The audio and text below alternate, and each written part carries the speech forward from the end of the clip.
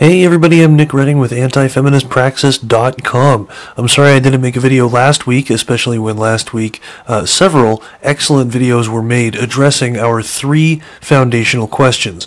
What is feminism? Where do non-feminist people stand? And what is to be done? So, first of all, a big thank you to Hannah Wallen, Skeptorr, Goodfella, Elizabeth Hobson, Ionlyfearphobophobia, Everyday Oppression, Lindsay, and Jordan at the screen. I'm going to link to all of their videos and articles in the low bar. Second, there are a couple of new meetups on the meetup board. If you live in the UK, or more specifically the Greater London area, Elizabeth Hobson is trying to organize a meetup there. Elizabeth gave an excellent talk on infant circumcision not that long ago, and she's in a couple of groups, one called the Liberty Bells, who were featured on Studio Brûlée not long ago, and the other is Ladies for Philip Davies. And there is a video of them talking to British MP Philip Davies on our blog. Elizabeth has a great sense of humor and a very analytical mind, and I highly recommend any red-pilled individuals in the Greater London area to take her up on her offer. There's also people in eastern Iowa and eastern Washington state looking to hang out with fellow non-feminists. So if you live in eastern Iowa or Washington state, go check in. You want to meet people of like mind, go check out the meetup board.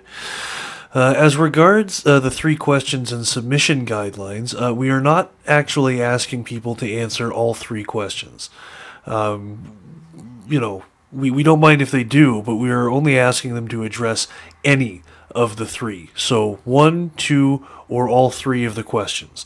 By making sure that the conversation is always addressing at least one of those three questions, we can keep discussion relatively free-flowing and let it have a lot of room while still keeping it productive in terms of helping people determine for themselves what they want to do or have done about feminism. In the long run, you'll find that most everything we talk about on Praxis fits under the broad umbrella of these three questions. Also, people are having trouble with the question, where do non-feminist people stand? This question is simply asking where people who are not feminist stand in relation to feminism or in relation to each other against the backdrop of their common struggle.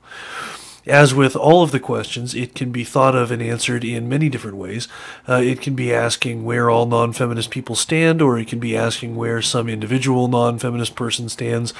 It can be about the different places, different kinds of non-feminist people, nerds, athletes, religious, atheist, conservative, liberal, etc., stand in relation to feminism.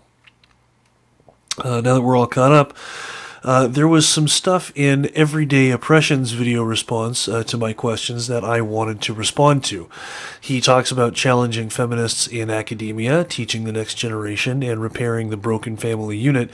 And since I think those are all great suggestions, I don't have anything to say, anything more to add. But he said some things that really stuck out to me. What is to be done?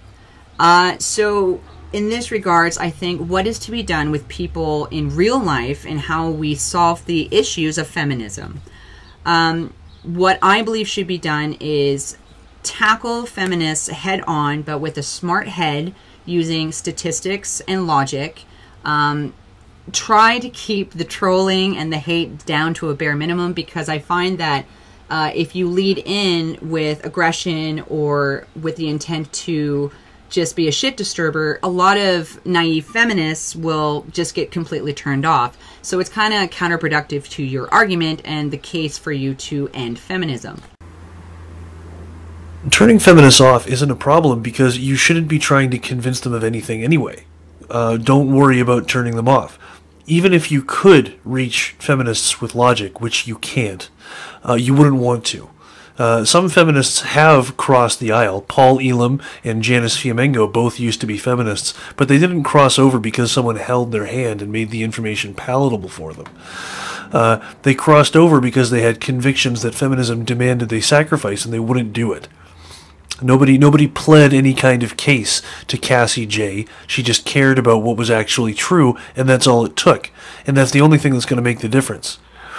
Feminists will always say that if their critics were just a bit nicer or just had one more piece of proof, then they would consider our points. No amount of friendliness will ever be nice enough, and no amount of facts or proof that you produce will ever meet their shifting goalposts, because they're just getting you to spend more and more of your energy trying to satisfy them and keep you operating on their terms. They are control freaks, and when you refuse to operate on their terms, you turn them off, and when you turn them off, you get Big Red, you get Shrigglypuff, you get feminists showing the whole world exactly why they need to be stood up to better than any of their critics ever could. That's all I have to say about that. Again, nothing. I don't have any sort of beef or any problem with everyday oppression. That's a point that I disagreed with, and that's what this website is here for, for ideas to bounce off each other like that. So that's it for this little update video. Again, sorry I haven't been keeping to my 1 video a week promise, but I've been working an exhausting job. Thanks for your time, and have a great day.